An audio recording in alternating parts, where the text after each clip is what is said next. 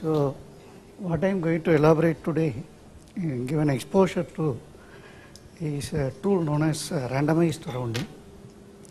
Okay. So it is a way of converting, it is a way of getting integral solutions or discrete solutions from fractional solutions.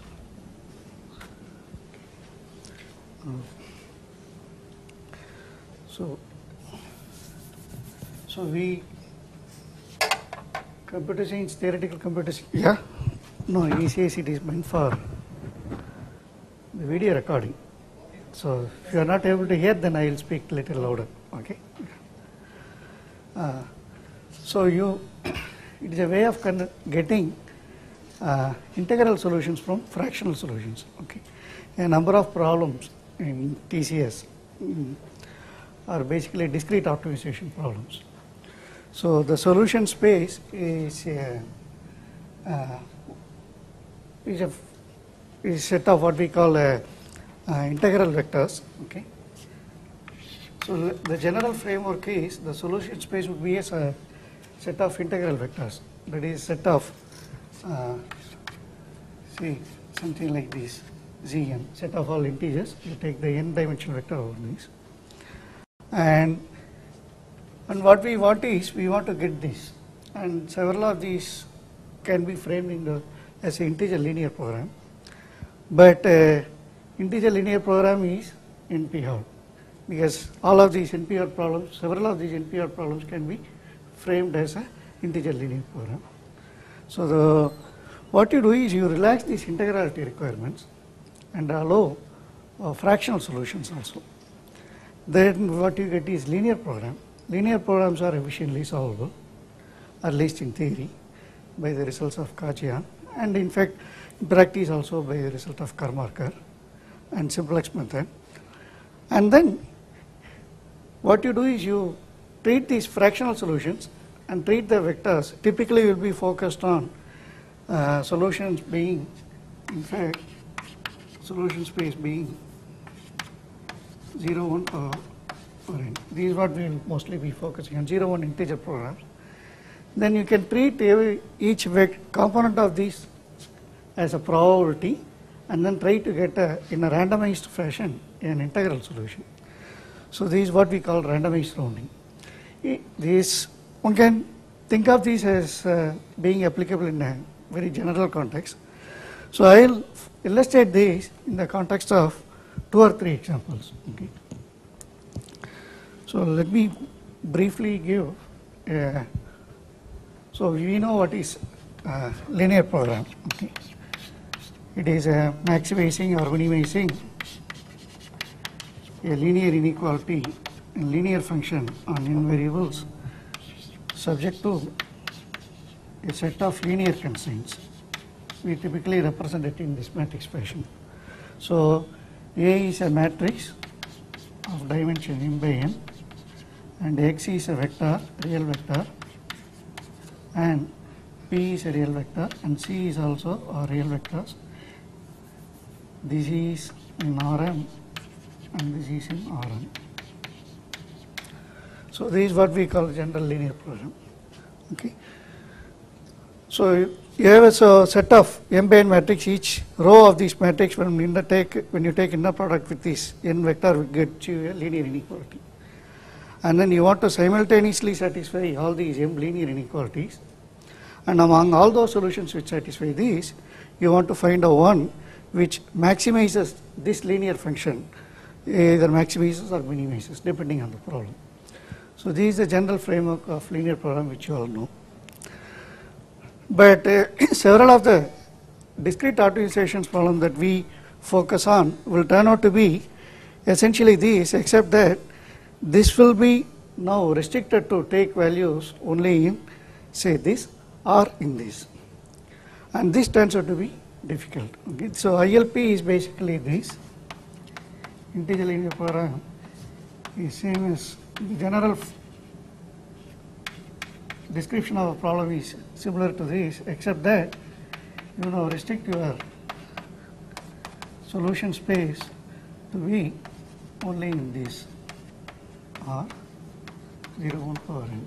some such thing, some finitely many possibilities.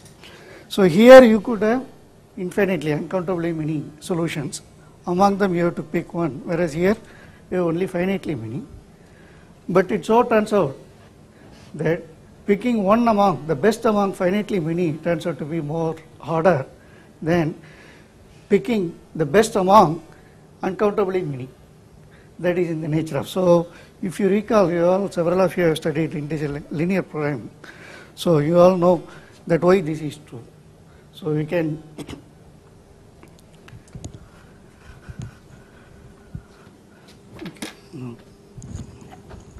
so how do you, so the question is, so let us now look at this a specific example of a formulation of a linear program. Let's take this independence problem. I'll come back independence set, independent set. So the goal is given a graph G. Okay. So it is not always possible. That is why I picked up this independence set problem as an example. So what we are going to do, the randomized rounding works for a class of integer linear programs. Okay, I may not even be able to describe this class. I will illustrate this tool with the example of with the help of two examples and stop there. I don't think I will have time to elaborate on that. The general class of integer linear programs, some classes of integer linear programs where randomized rounding can help you to get good approximate solutions. Now if you take this independent set, given a graph G and an integer k, okay, you want to find an independent set or is alpha of G at least k. This is your question. Does the alpha G stands for the maximum size of any independent set in G. So it basically asks whether does there exist an independent set of size k. This is what you want to know. And you can frame it as an integer linear program easily as follows. So what you do is, you want to maximize the size of an independent set. You give a 0, 1 variable for every vertex subject to this constraint xu plus xp is less than or equal to 1 for all uv and edge in E, and you restrict that all the vertices are either 0 or 1 for all u. Now you can easily see that every independent set, if you take any independent set, look at its characteristic vector, that is 1 if the vertex belongs to the set and 0 otherwise. The characteristic vector should obviously satisfy each of these inequalities for every edge. Okay, you can only pick one of these two, and they are all 0, 1 values, and the size you calculate. Correspondingly, any integral solution or any solution to this ILP, okay, translates to obviously represents a 0, 1 vector, which means an independent characteristic vector of some set, and that set that it represents will be independent because of this. If there is an edge with both components being 1, then this inequality will be violated. So it is obviously an independent set. So what you say is basically is that there is a one-to-one correspondence between the set of all integral solutions to these inequalities and the set of all independent sets, and hence when you maximize these, you are basically essentially finding the maximum size independent set. So obviously this itself shows why integer linear program is NP-hard, even for such special types of linear programs which have only such special types of constraints like these. Now what we are going to say, not only this, okay, now the purpose is to show that the randomized rounding is that fractional solutions can be rounded in a randomized fashion to get good approximate integral solutions. Now this is an example where this will not work. So I will first give an example where it will not work. Now this is ILP. Now what about the computational complexity of finding this? Okay, this is, we know, is NP-hard. This problem determining if there is an independent set of size at least k is NP-hard. Not only that, recent developments in this approximation problems show that this is not even likely to be approximable within any good ratio. Okay. So in fact, we can show that unless, I may be wrong in this, and maybe Arvind can correct me, is this the complexity assumption for non-approximability of independence? Okay, so I think if this is not true, then you do not have, there is no efficient algorithm for approximating alpha of g of an arbitrary g. So you don't assume anything about the input within a ratio of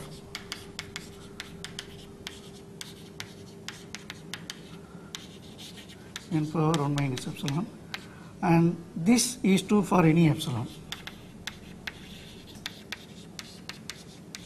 Okay. So for every epsilon, however small it may be, you cannot hope to have an efficient algorithm for approximating alpha of g within this ratio unless some such thing happens. I may be slightly wrong in this. I don't remember exactly what is this complexity assumption, which is widely not believed to be true. Okay. So it is very unlikely to have good efficient algorithms to approximate independent set even within this ratio, multiplicative ratio. Now what about this? Associated to this is a thing known as what we call as integrality gap.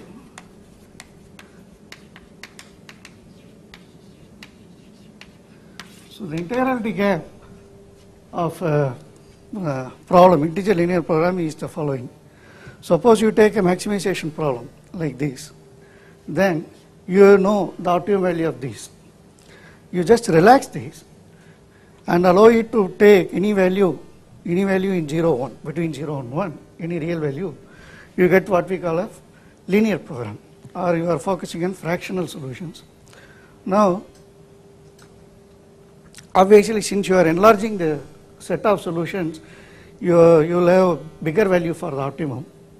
Now, how much this optimum can deviate, be bigger compared to the integral optimum, and that is known as the integrality gap. In this context, the integrality gap would be, you have the overall, as a function of g, overall graph, okay, of size n. Okay, you take any graph of size n and then take this, let me call this as optimum of g of LP divided by optimum of the ILP. You look at this and then you take the maximum. Even this maximum can become arbitrarily large. For example, if you take this independent set problem, okay, here is the ILP. Arbitrarily large. It can increase as a function of n. Yeah. So this is a function of n. Okay. Now if you look at this ILP, okay, you obviously have a solution where the vector x is just off everywhere. Okay. And this gives you a solution because if you relax this, okay, I am looking at the relaxed version of this. Half satisfies all of these inequalities, and hence optimum of the LP would be at least n by 2. Okay, at least n by 2. So it is not just for, it is true for any graph. For any graph, the fractional, you have a fractional solution whose cost is at least n by 2. Okay, and since this is true for any graph, we know that there are graphs where the independence number is bounded. Okay. So for graphs where the independence number is bounded, that is the maximum size of any independent set is bounded, you see that this, the ILP should naturally be bounded in its size for this class of graphs, whereas optimum ILP, so the value of the LP will be as large as n by 2. So this gap can become arbitrarily large. Now, can you think of an example of class of a graph where this independence number will be bounded?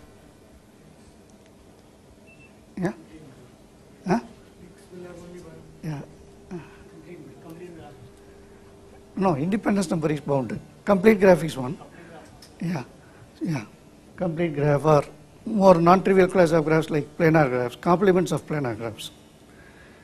If you take a planar graph, then click size is bounded by at most 4. So if you take its complement, the independence number will be bounded by 4. So if you take the class of all complements of planar graphs, you have a huge gap between these two. So this, so as a result, since you are expressing this as a function of n, what you see is that as n becomes larger and larger, the gap between the optimum value of the LP and the optimum value of the ILP can increase arbitrarily large. And because of that, you cannot hope to, apply this randomized rounding technique to such class of problems. So that is what I initially promised. So you cannot say that I solve a LP and then randomize round, I will get a solution which cannot be too far below the optimum value of these. That is not possible. It is likely not possible. So now what we are going to do is look at some other class examples where it is applicable, and I illustrate this technique in those contexts.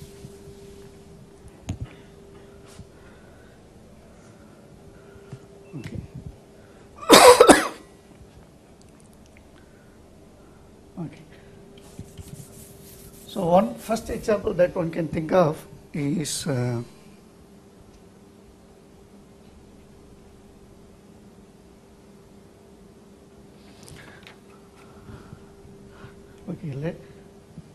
in general, what you mean by rounding, let me briefly illustrate this, explain this.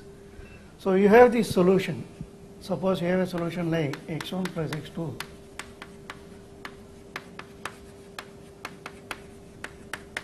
equals 3. And you look at this equality. And then you also restrict that x should be one of 0, 1 vector. Now how many solutions are there for this equality?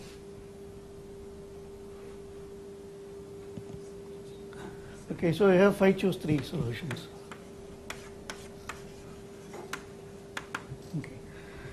You have 5 choose 3 solutions which can add these. But what we can do is, one way to randomize is, this is not a good example. What I am trying to do is what we call a dependent randomized rounding. I am not sure if I will be able to touch this, but for the purpose of illustrating this randomized rounding, I will just illustrate. So one way to do this is that choose for all I set xi to be 1 with some probability, xi to be 1 with some probability, say half. Then what you get is, you will get an integer vector, and you do this independently for all I. Then you will get a vector. It will be a uniform distribution over this space 0, 1 power 5. But unfortunately, it may not even produce a solution. It may set all of these to be 1, so summing it 5 or summing to 3. But this is an example of what we call here it is not really producing always guaranteed to produce a solution. One can still make it guaranteed to produce a solution by repeating the experiment again and again. If the sum turns out to be either less than 3 or more than 3, you repeat this experiment again. You keep on doing this until you get a solution with this. And if you repeat this experiment until you get a solution which is equal to this, and then look at that condition probability space, then what you generate is nothing but a uniform sample over the set of all 5 choose 3 solutions. That is because you started with the uniform sampling 0, 1 power 5. You condition it again and again until you get the solution which satisfies this equality. At that point, whatever that you get would all be uniform sample over this. But often what you have is, as we will see in examples later, that in addition to merely generating a random, so this is one way of randomly rounding, generating a random solution for this integral solution. Often what you may have to do is you may have to satisfy some extra constraints, that probability that the first variable is set to 1 is not, as we have assumed, uniformly off. You may be given some constraints that x1 has to be set to 1 with probability say 3/4, x2 has to be set to 1 with probability 1/4 and so forth. So you have to generate a random sample satisfying all of these constraints simultaneously. The reason why we look at these is these turn out to be useful in getting an integral solution for some of the problems. So let me now illustrate this with one simple example, namely the minimum hasty cut.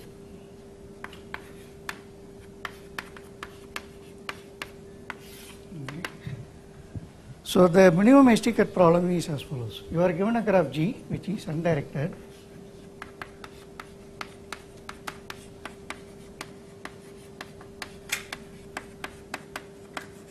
Okay.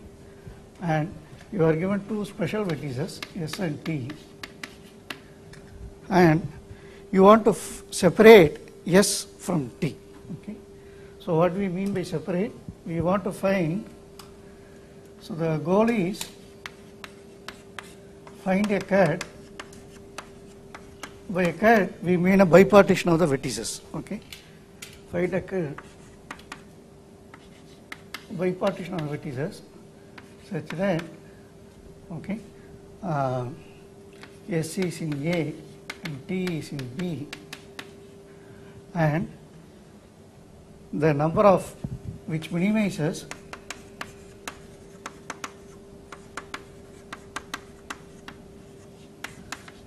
the number of edges.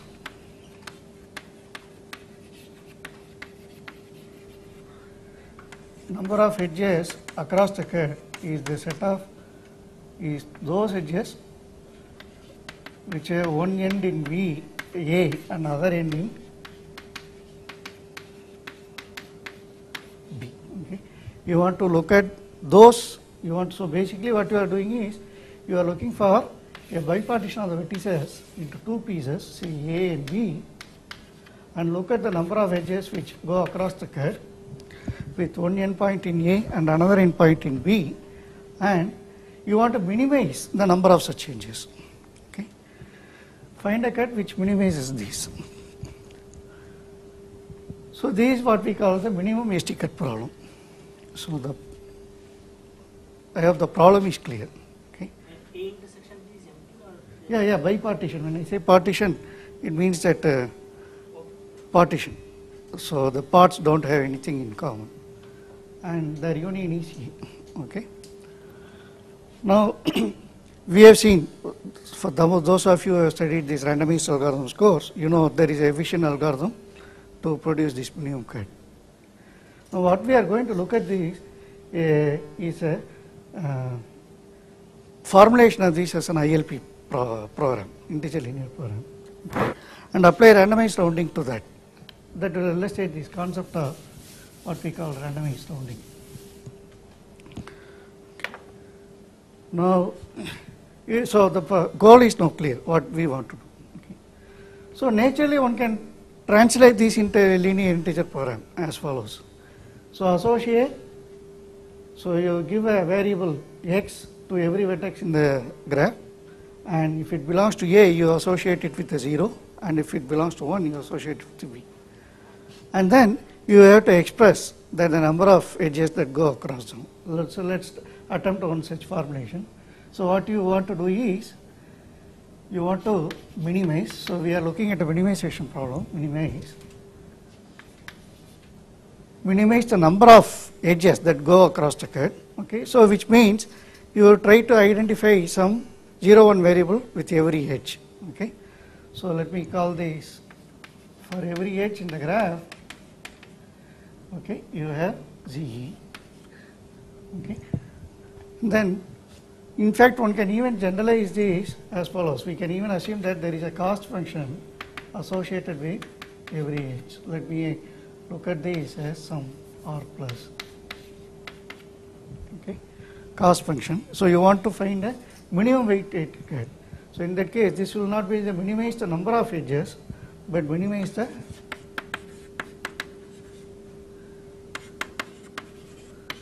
total weight of the edge cut. That is sum of weights of all edges in the cut.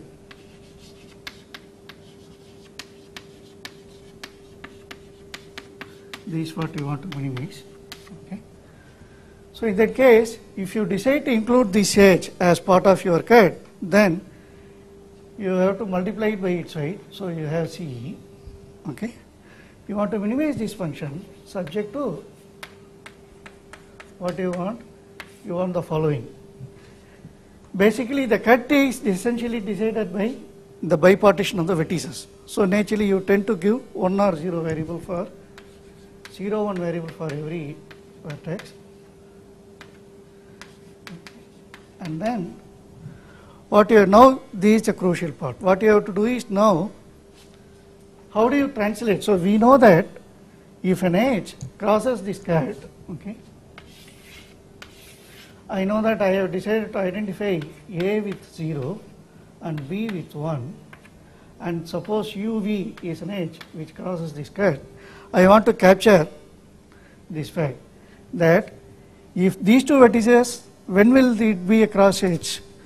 It will be a cross edge only if the two endpoints get opposite polarity, 0, 1 or 1, 0. So from these two values, I should get this value. Okay. So how do you get it?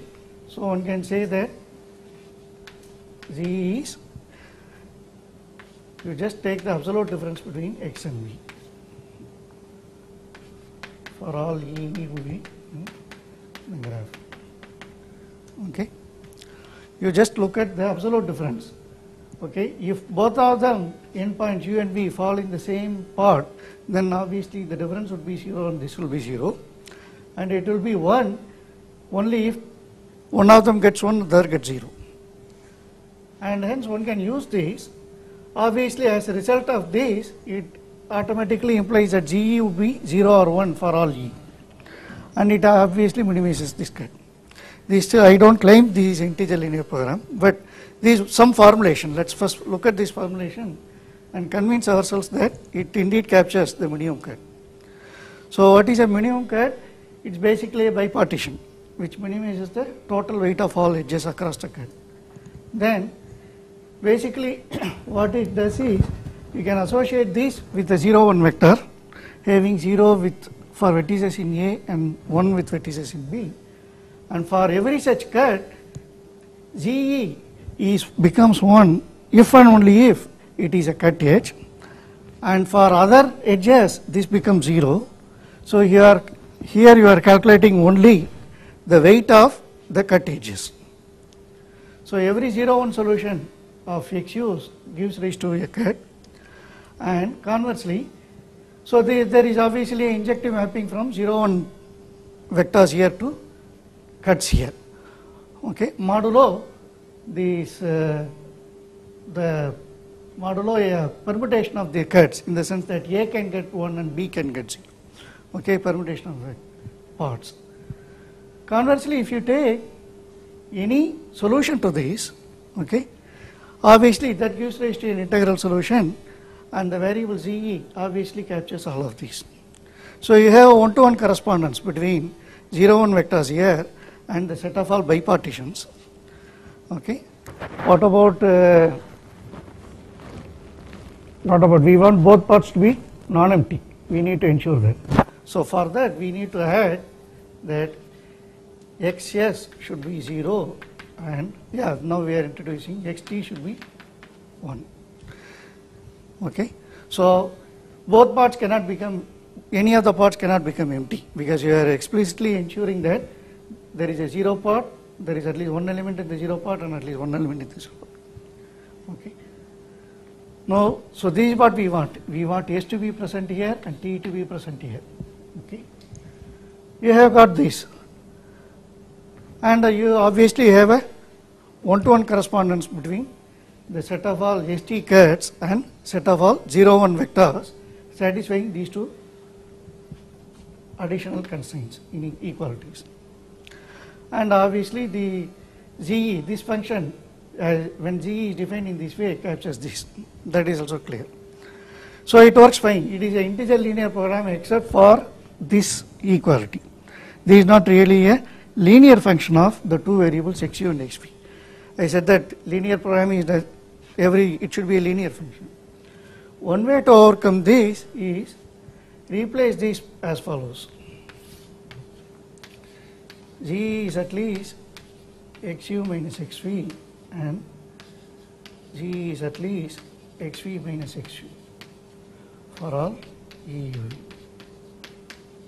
Okay.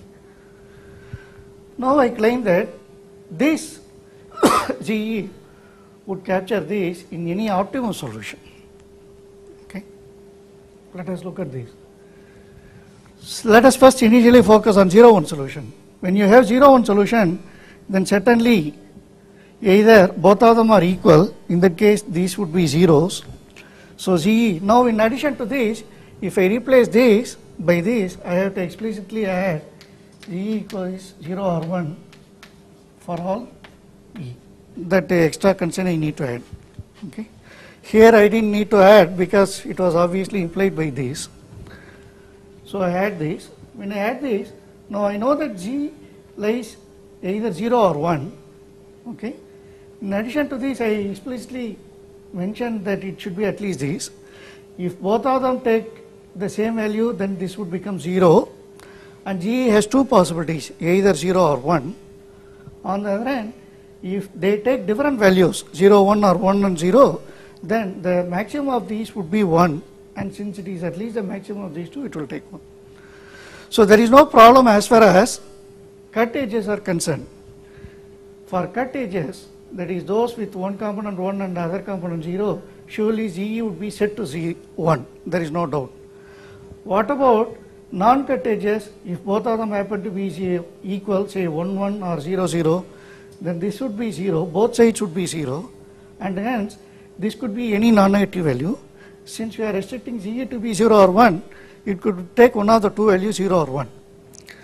But in an optimum solution, it will not take the value 1 because you are trying to minimize this. So why do you want to make GE 1 when you can as well use 0 satisfying these inequalities, thereby reducing this?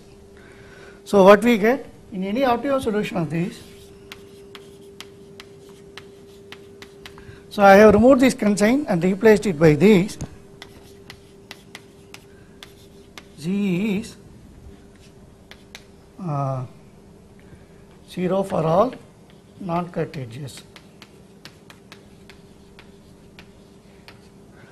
And hence this captures exactly the set of the optimum solution, all optimum solutions.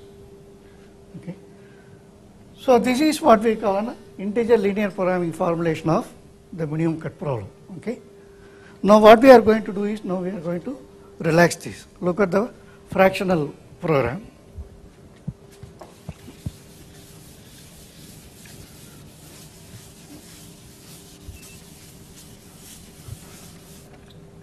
Okay. So relax the ILP.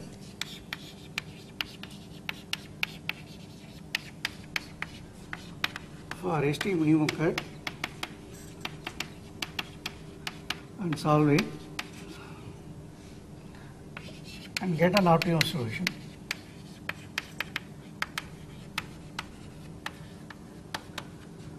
Let me call the optimum solution as something like, say, XU star and Z star. So U is in V and V is in V. We have got this. Okay. Now, since 0 x, so what we mean by relaxing, we know what it means is that the values xu and ze will now lie only between 0 and 1. This is what with the relaxation. What we are going to do is, now we are going to use this, and obviously with let me also write the optimum value of LP. Let me denote it by some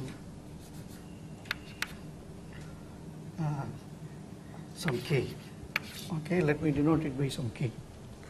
Then what we are going to do is the following.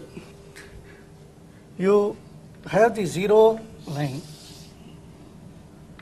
0, and then you have 1. You choose uniformly at random. Okay. choose uniformly at random a real number R between 0 and 1. Okay. The left closed and right open interval 0, 1. Okay. Now I will also mention right here that I am not going to discuss about realizing these choices. Okay. So that is a different issue altogether. Okay. How are you going to choose these random values, or in later future thing you will be talking about setting a variable xi with probability xu. How are you going to realize this probability choice? Okay. So how to choose set a value 0 or 1 with probability bias xu. How are you going to realize this? All these I am not going to discuss this now. Okay. So it is, I will be focusing mostly on the theoretical aspects of this. Okay. So choose a random value or 0 uniformly between these, and then this is the following procedure for randomly rounding the fractional solution that we have got into an integral solution. So let me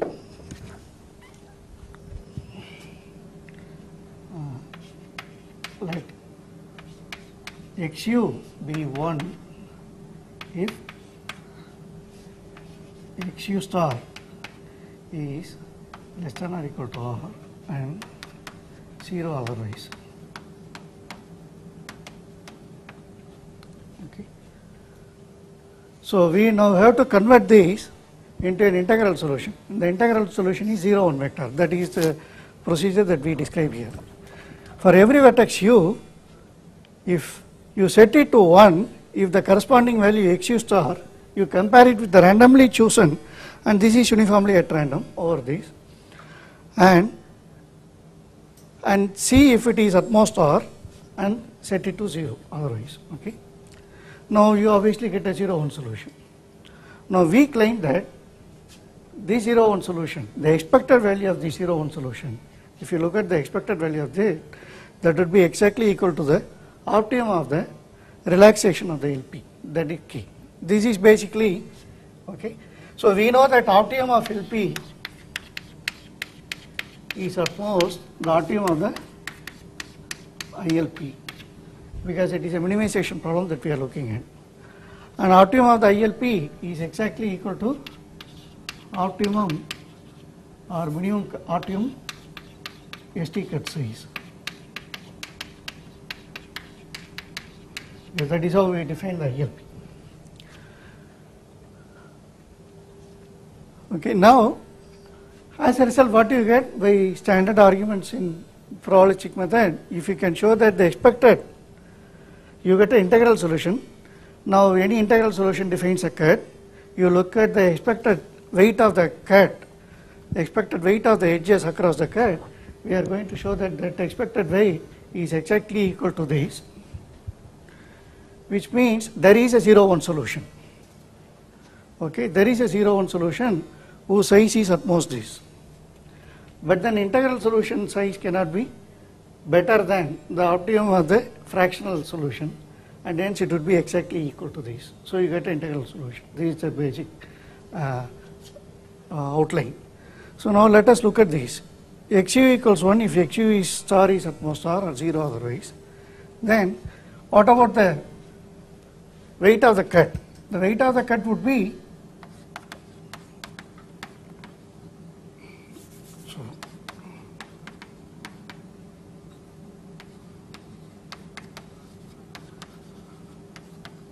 if you look at the total weight of the cut, it would be nothing but you look at all the edges E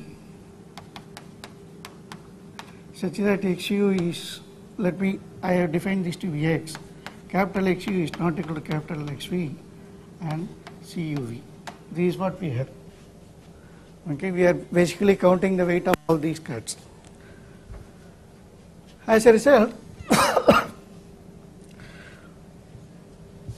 now let us look at this. We have this. What is the expectation of this cut that you are talking about? Okay. Now I will introduce it as follows. I will introduce a random variable. Let me call this random variable as Z. Z is 1 if E is a cut edge and 0 otherwise. Okay. So you get a random cut, random discrete solution. With respect to this random discrete solution, you define another random variable. I define it in this way. Okay. Now what will be the weight of the cut? Weight of the cut would be basically then Z over all E, because those which are, for which these two are equal, they should not be counted, so obviously they will not be counted. ZE would become 0, otherwise they should be counted, and CE is 0, so you have to have CUV. This is what you have. Okay. So this is the total weight of the random cut that you have here. Now what is the expectation of this total weight of the random cut? Expectation of the weight of the random cut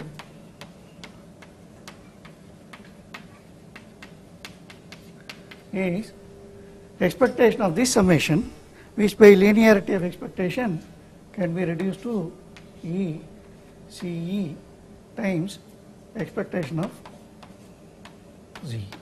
This is what we have. Okay. Now what is expectation of ZE? If you look at this,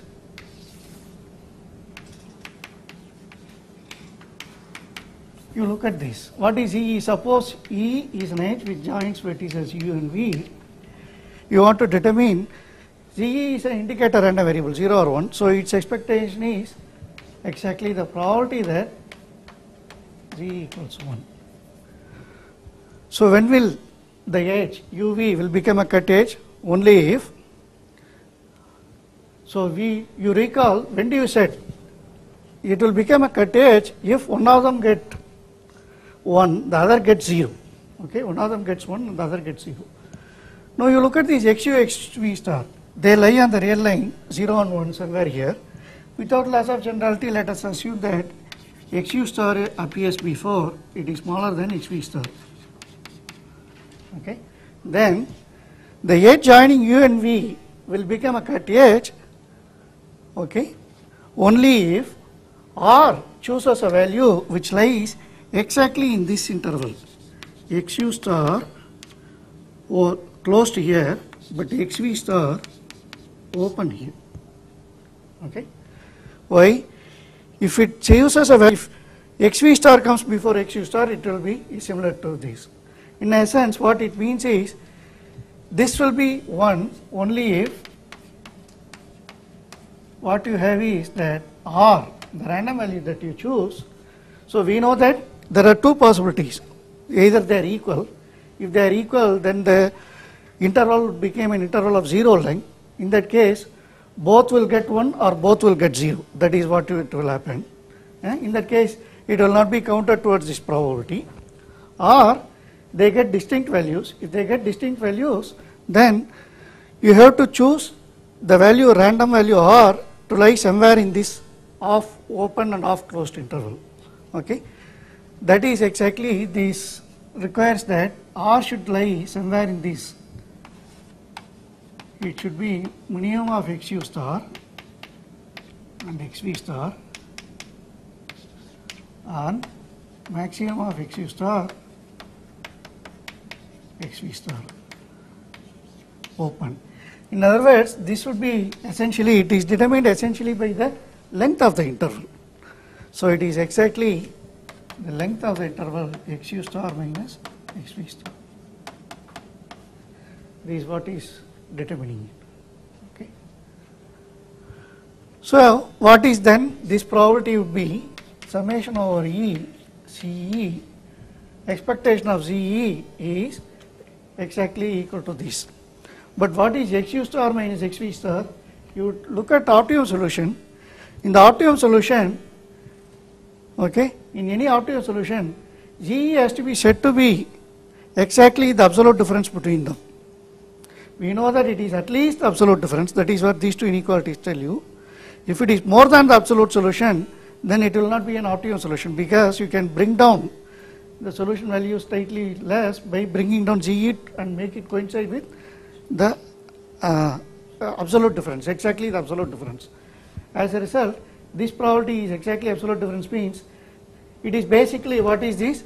It will be nothing but the Z star. Okay, in the optimum solution it will be nothing but Z star, this probability. So it is Z star. But what is summation over E C Z star? It is exactly this optimum. Okay, so optimum of the LP. So what have we established? From a given fractional solution, optimal fractional solution, we have described a way of rounding it in a randomized fashion to a discrete 0-1 solution, such that the expectation of the total weight of the cut described by the 0-1 solution is exactly equal to the optimum of LP. Now there is a very familiar principle in probabilistic method. For the entire probabilistic method relies on this simple but powerful principle, that is that you have a probability space and you define a random variable over this probability space, and if the expectation is equals mu, then these two statements are true.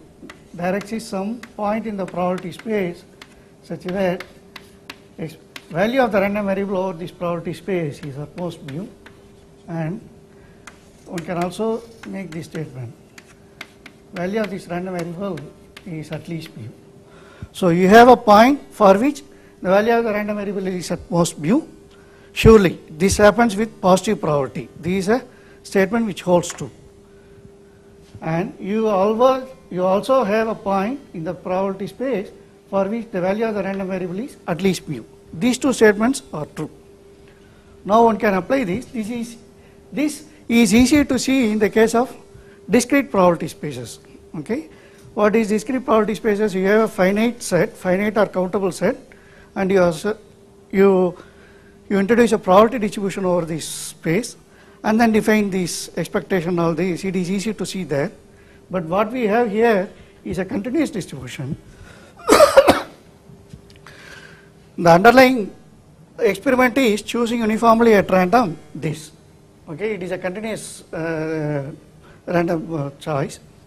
How do you reduce this easily from this? Okay, you can see this by observing the following. What you notice is that the value of R, okay, as you have the value of R, you choose uniformly at random, you have a random value between these.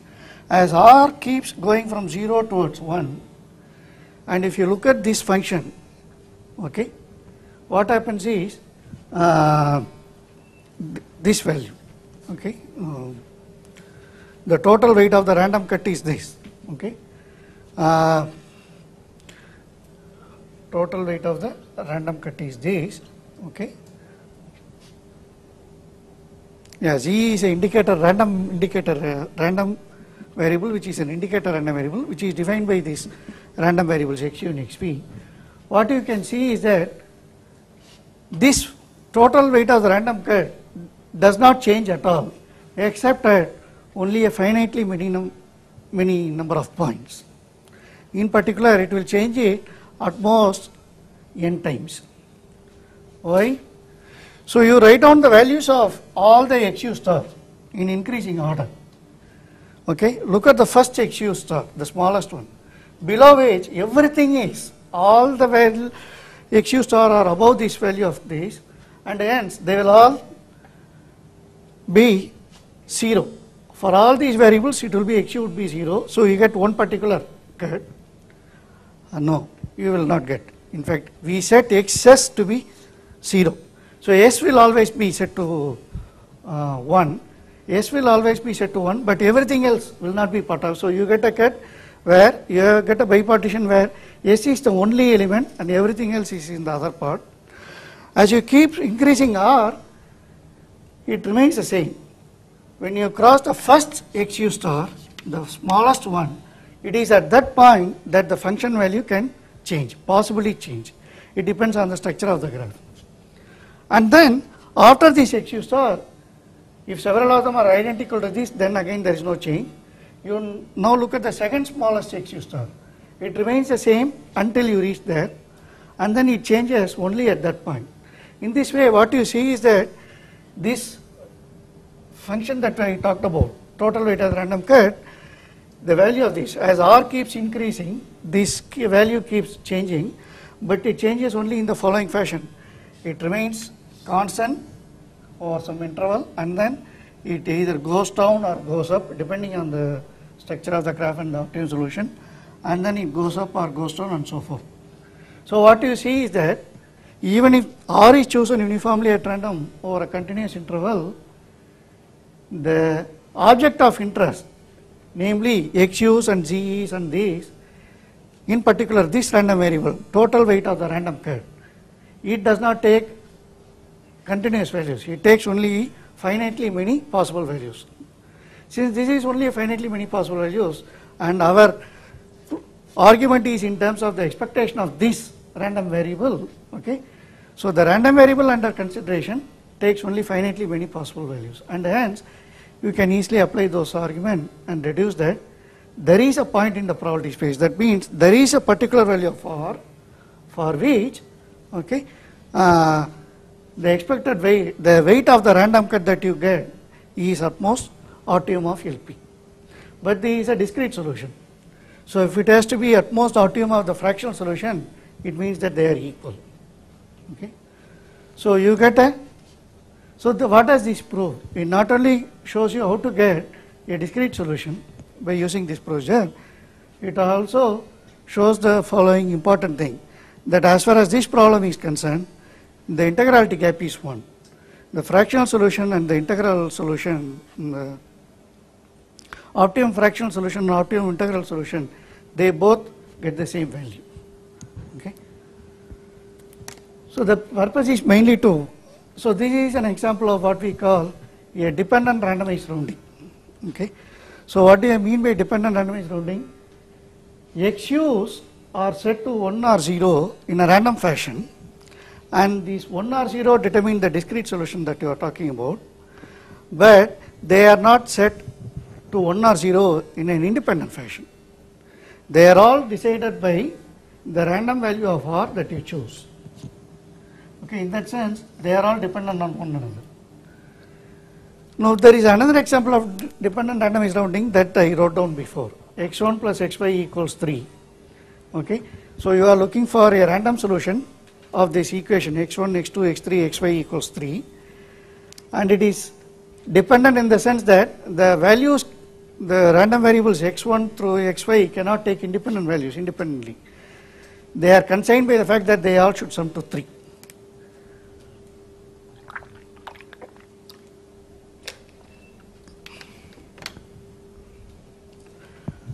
Okay, now I will illustrate. Can I take another 15? Now I will illustrate another example where randomized rounding can be used to in fact get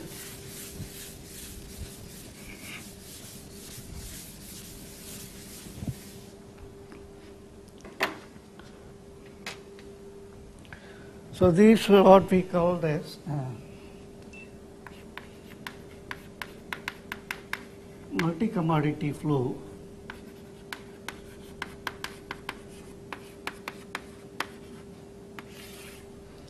Okay. So, yeah. The previous example, x1 to x5 equal to, the thing that using a randomized algorithm, you can count the number of solutions to that. Where? x1 plus x5 equal to 3. The claim is that using randomized algorithm, we can count the number of solutions to that because what is the objective? That was a toy example I picked up, but I realized that it involves dependent randomized rounding, so I didn't elaborate further. No, I didn't talk about random objective function or any of these. Okay, it is just give you how a fractional solution can be converted into an integral solution. It is for that. So nothing. Don't pay much attention to that example. So it is just how a fractional solution can be used to convert. So I will give now a little more concrete example of this. Okay. So what? So here the problem is as follows. Just one small. Yeah. Do all the min ST cuts show up this way? Because we know that there are only n square of them. Yeah. To the other algorithm. Yeah. Yeah. Do all of them show up? All of them show up.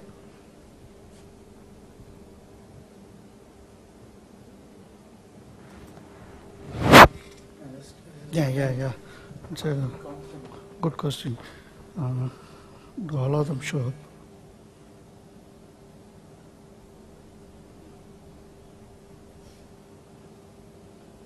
There in the randomizer, So it, huh? there you will find any one of them. Yeah. Uh, Yeah. random. Yeah. Uh,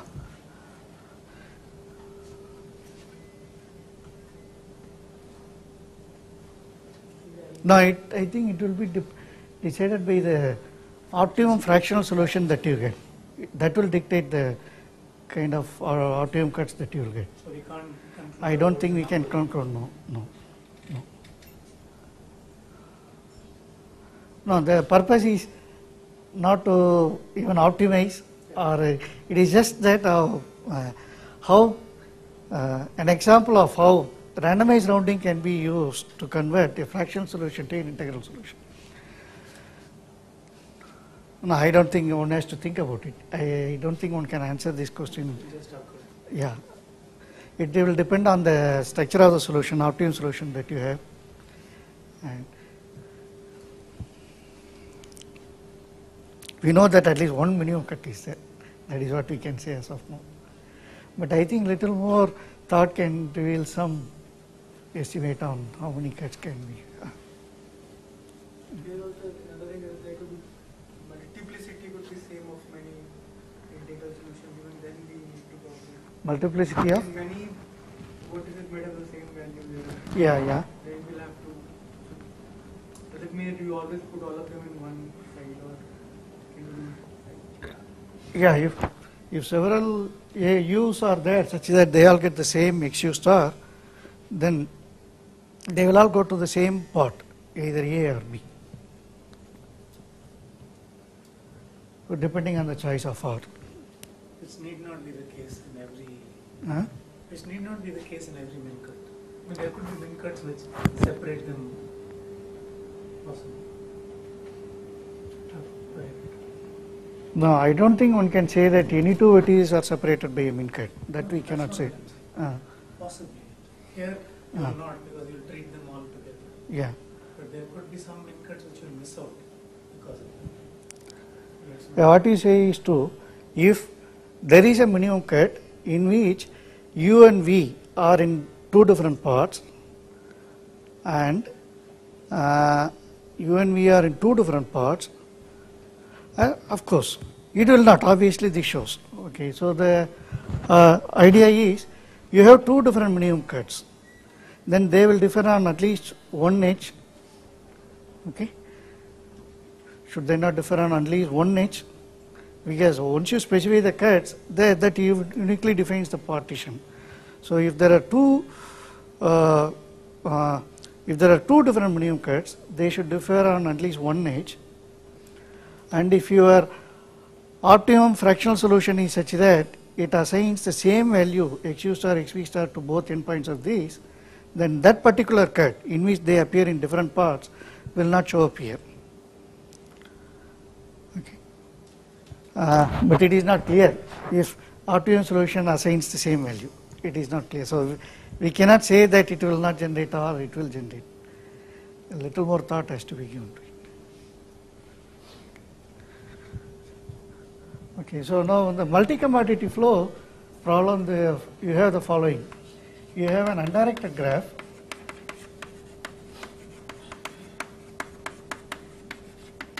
And you have k commodities, k, let me assume for k unique commodities. Okay, one can think of this undirected graph as some kind of a network through which you are transporting these commodities. By unit commodity, I mean something like a huge container or something. And these commodities have destinations, SI, TI, for them. Okay. And the ith commodity should be shipped from source SI to its destination TI. And it is what we also call unsplittable. Let's focusing on unsplittable multi-commodity flow. What it means is the commodity cannot be split. Okay, it has to be transported as a single unit. At no point you can split it, which means it is essentially reduces to finding a path between Si and Ti. That is what you need to do. You have to flow it from source Si to Ti along the edges of the undirected graph. So you have to find a path from Si to Ti, and you have to find a path for one for every such Si, such that what you want to do is you want to minimize the amount of congestion along any edge. Okay, so the goal is find a path Ti from Si to Ti for every I, such that for any edge E, the congestion of E defined to be the number of I such that E is in Pi is minimized. Okay. For any edge E, you define it in this way, then maximum over all E in the congestion of E is minimized. This is what you want to achieve. So for a given assignment of paths to the commodities, you define what we call as congestion of any edge, the number of paths that share this edge. So it reflects in a sense that the amount of time that the commodities have to wait to get transported along this edge, or it can also reflect what we call as the bandwidth or the capacity of the edge to transport so many commodities along its path. So I'm not going to dwell too much onto the physical interpretation, but if you focus on the mathematical interpretation, basically it is the number of edges, the number of paths that you are assigning that share this edge. We want to minimize this value of E. No, you look for any edge, you define this and then take the maximum congestion along any edge for this assignment. That is what we call the congestion of this path assignment. You want to find a path assignment which minimizes this maximum congestion. So this is the goal. Now this is something which you can see as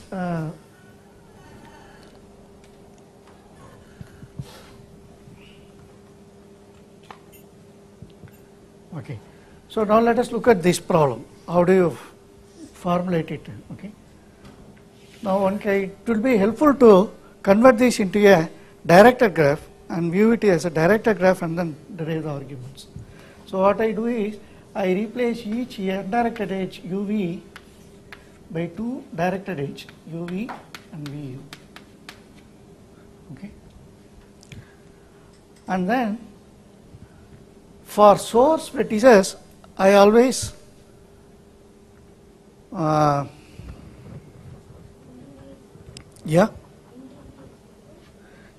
So no, I was just for source vertices, I will always direct all edges incident on it as outgoing arcs.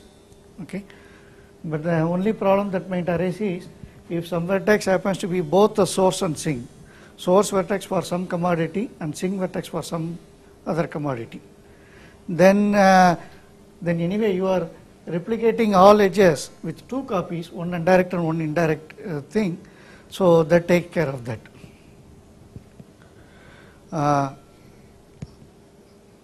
Okay, yeah, no, source vertex also you multiply, you duplicate every edge in this fashion, so there is no need to, it automatically takes care of it. Now what we have is, having done this, now you formulate an integer linear program as follows. So basically what you want to do, you want to, let us first focus on integer linear program because that captures exactly the discrete solution that we are looking for.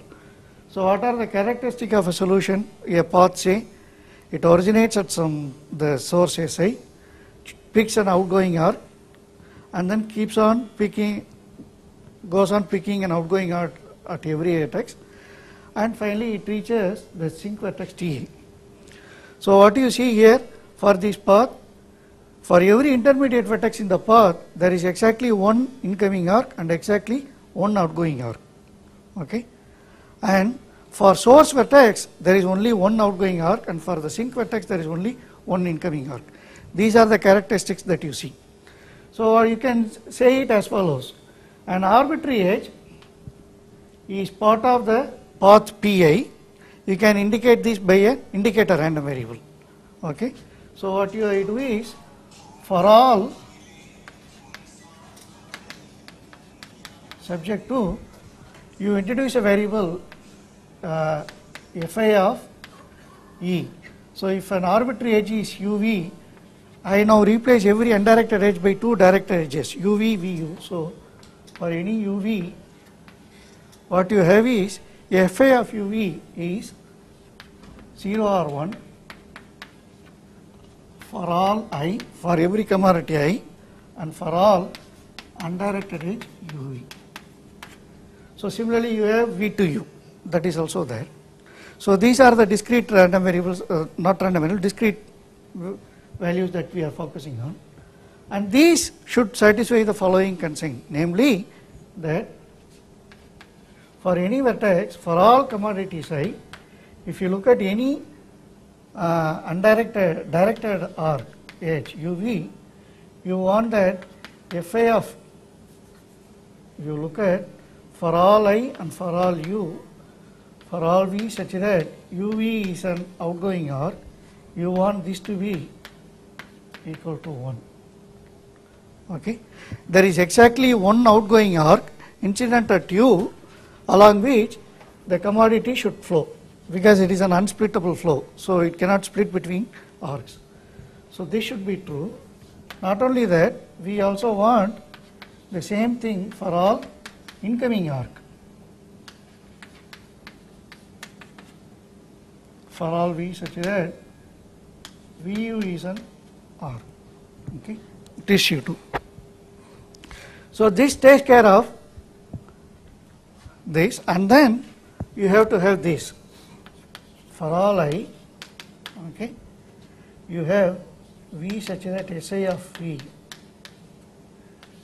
Fa of SIV should be 1, and you have v such that you have v to Ti is an arc, Fa of v to Ti should be 1.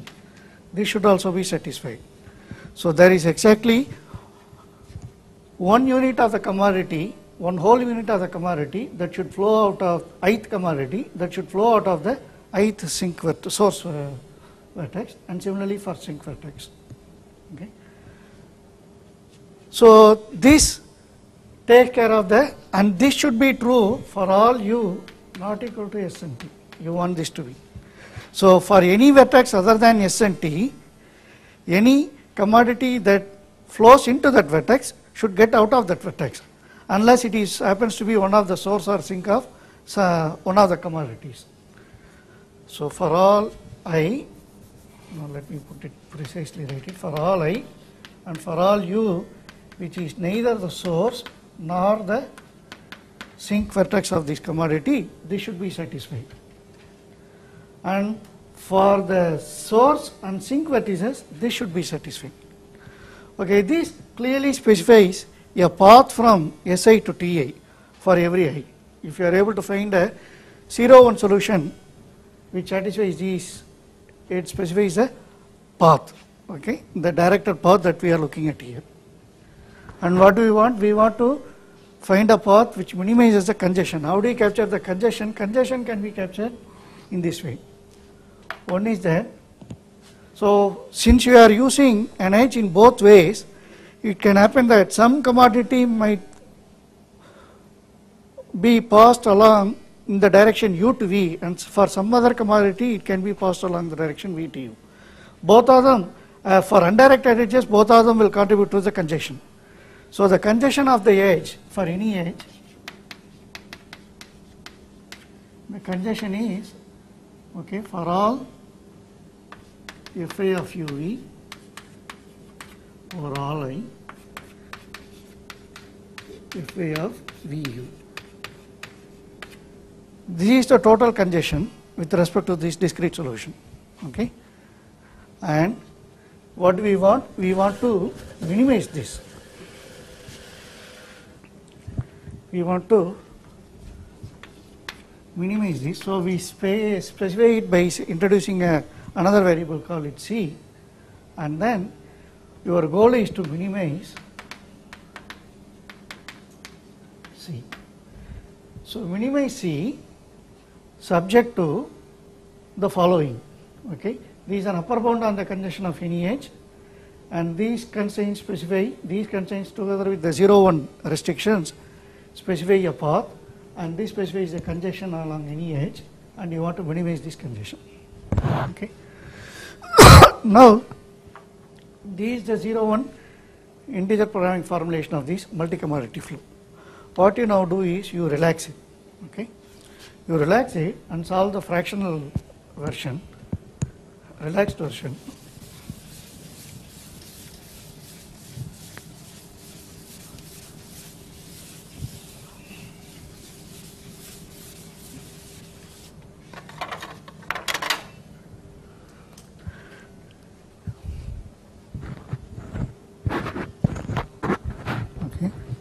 So relax and solve it.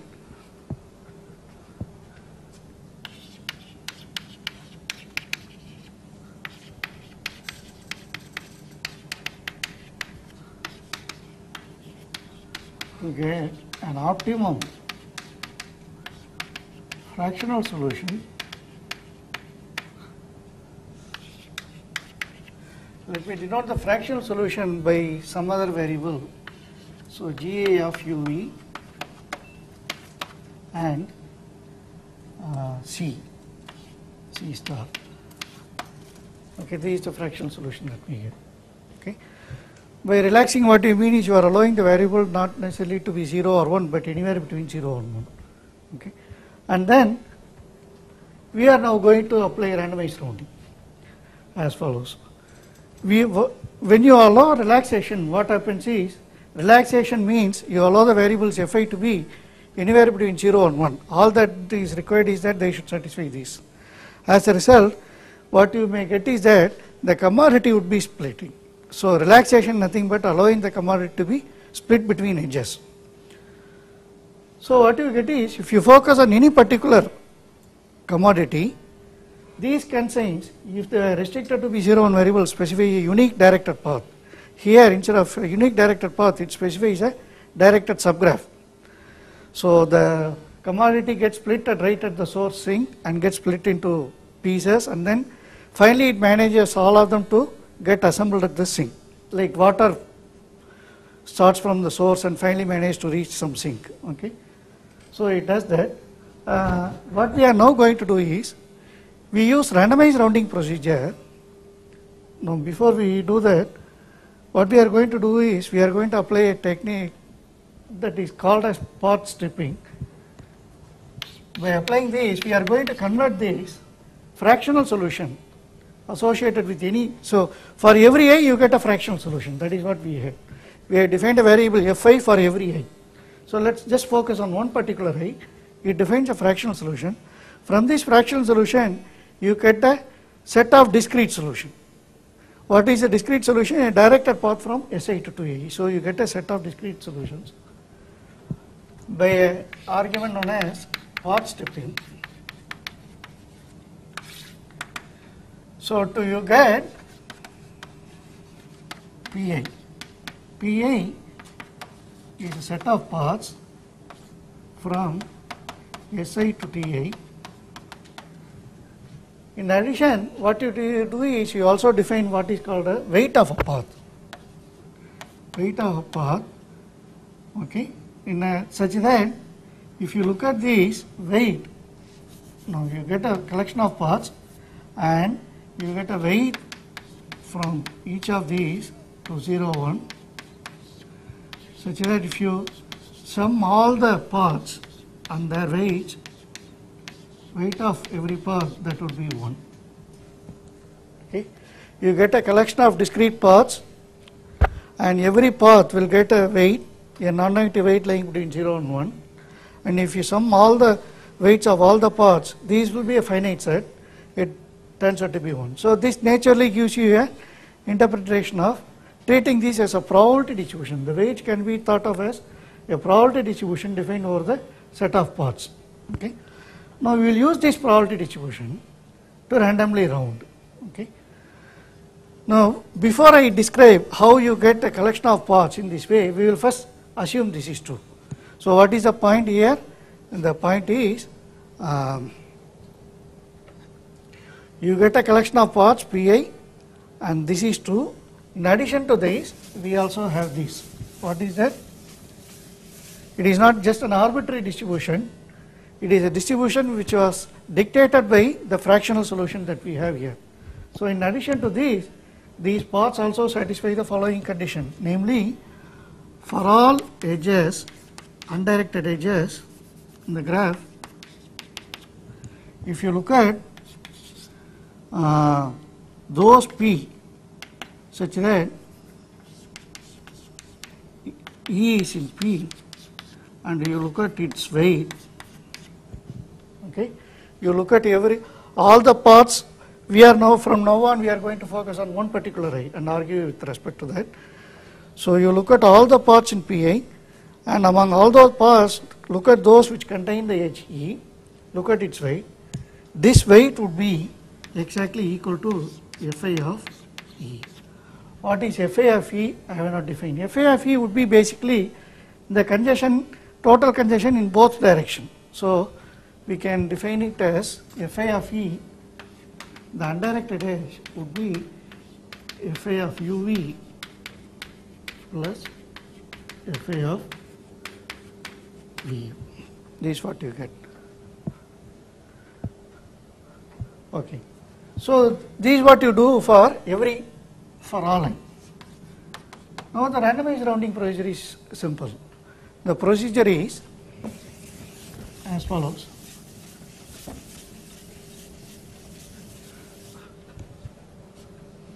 For each I, choose P randomly from Pi, let me call this Pi, randomly from Pi as follows, subject to what is the probability that you pick some particular I, that would be exactly the weight of the path.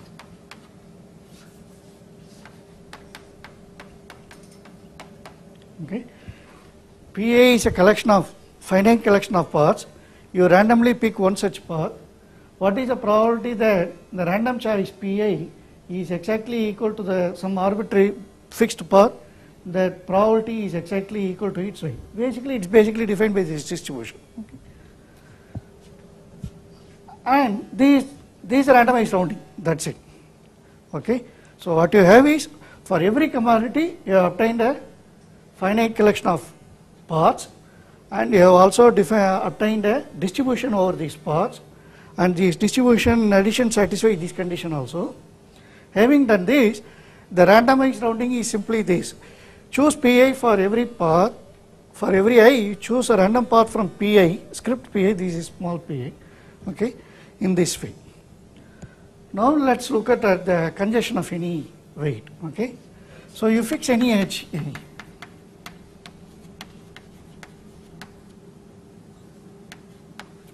Okay. What is a congestion? Congestion, so what is the expectation of the congestion, okay. Let us focus on that. Once we are able to focus on the expectation, we can then apply known concentration inequalities. So what is the expectation? The congestion at E, okay, is basically, you introduce a random variable ZEI, okay, which is 1 if E belongs to Pi and 0 otherwise. Okay. You have got a random collection of paths, one for every I. With respect to this random collection, you define indicator random variable for the edge E. ZEI. It is 1 if E belongs to the random path chosen for the ith commodity and 0 otherwise. Then what will be the congestion? Congestion will be the sum of these indicator random variables. So congestion at the edge E, summation over E ZEI, and hence the expectation of this congestion would be the expectation of these. But what is the expectation of an indicator random variable? It is the probability. So for ZEI, it would be, if E is chosen, part of the random path that you choose, the probability that E belongs to the random path is exactly this. Okay, it is the weights of all those paths which contain E. It will be chosen with this probability. It is because these W define the distribution that we are employing here, and we know that the distribution is such that this is satisfied. So this is summation over all I. It is Fi of E. That is also known. But we know that Fi of E over all I are upper bounded by this value, because Fi of E is the sum of these for every I, and it is upper bounded by C. So in this case, we denote the optimum solution by this, so it is C star. So this is what we have got. So what we have established is that for any edge E, the expectation of the congestion with respect to the random choice of paths is at most C star, where C star is the optimum fractional value. Okay. Now if you look at the ZEI, they are all independent random variables, because these are decided only by the random choices involving the ith commodity, and these choices can all be made independently. So since PAs are chosen independently for different I, ZAs are also independent, so it is sum of independent indicator random variables. And for sum of independent indicator random variables, one can apply well-known bounds known as Chernoff bounds, which express the deviation from the mean in terms of an exponential function involving the deviation. Okay, and if you apply that, one can get an upper bound on these. Okay, let me quickly explain that and then finish that. But one catch here is that these FAE do not sum to exactly C star. If they sum exactly to C star, one can directly get it in terms of C star. Rather, they sum to something which is at most C star. Okay. But still, one can handle it as follows. C star, one can think of these by considering another set of indicator random variables which stochastically dominate these, in the sense that for every such random variable, its expectation is at least as large as the expectation here, and its total mean is exactly equal to this. In that case, one can prove that probability that this takes a value which is twice C star is upper bounded by the probability that the dominating sequence of random variables takes a value at least twice C star. Because if you have two sequence of independent random variables, okay, let's assume for sake of simplicity that you have one coin whose base is say 1/4, and you have another coin whose base is half. Then suppose you repeat the coin with bias 1/4 10 times, and you also repeat the coin with bias 0.5 10 times. Then you ask the following question: what is the probability that the first sum is at least some value? And you also ask the question: what is the second sum is at least something? Surely the probability for the second sum is larger. So what it seems is, as a consequence, probability that what you get as a congestion of E, because the second sum is the sum of indicator random variables, each of which have a higher probability of being set to 1. And if we can upper bound that sum, upper bound the probability that that sum is at least something, then surely that probability upper bound also applies to the first sum, which is a sum of indicator random variables with smaller expectations. So as a result, this is not really a big issue, one can handle this. So we will assume that they are equal to exactly, By that argument, what it means is, what is the probability that the sum of indicator random variables whose sum is exactly equal to C star is by Chernow bounds, one can show that the probability that it is at least 2 C star can be upper bounded by e power minus omega C star.